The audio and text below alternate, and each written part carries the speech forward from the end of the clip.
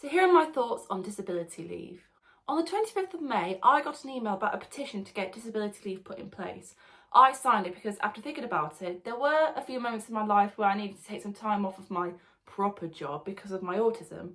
Here are a few of those moments. Number one, when I get into a sensory overload / getting overstimulated during busy periods. This one definitely felt as though I needed disability leave for, particularly for periods like Christmas. Not only am I getting twice the amount of people coming in to do their Christmas shopping, but because I'm also doing other tasks like picking up home deliveries and putting out stock, it just makes the sensation 10 times more overwhelming. It also causes me to make tiny errors in both my workplace, where I did drop a couple of items by mistake, and also at home where I made a Halloween cake but forgot to put a certain ingredient in. This can therefore disable me from doing my work, so I feel in future for periods like Easter, summer, Halloween or Christmas, having disability leave should be put in place for current employees like myself or future employees should they need it, obviously. Number two, extreme exhaustion / burnout. There were a few moments in my life where, because I was on the verge of burnout, my mobility slowed down and I was unable to keep up the same pace as my colleagues when doing tasks like facing up. This often got mistaken for being slow or lazy, when in fact I was just overstimulated and nearly burnt out, and I knew that if I continued,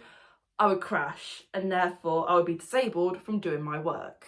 And because most of my shifts are early morning starts, it only increases the risk of burnout. And after watching a documentary where a young schoolgirl had to be taken out of mainstream because of an autistic burnout, it's made me want to tell people even more that if something like that happens again, it's not because we're being lazy or childlike or overdramatic, it's because that we have brains that are just don't adapt to neurotypical surroundings. Number three, when my routine goes out of the window. This may seem something minor, but for me, as an autistic person, having a routine before I go to my proper job, so in this case, get up an hour early to have a cup of tea and a snack before I leave the house, is very important to me.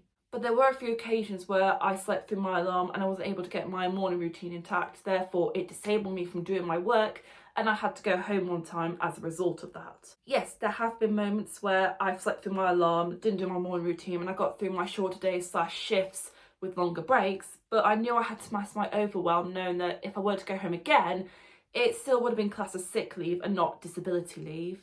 So for autistic people like me, if something like that were to happen again, disability leave should be put in place. So those were some moments where I felt like I needed disability leave. Let me know if you've experienced something similar down in the comments, and also when you may need disability leave.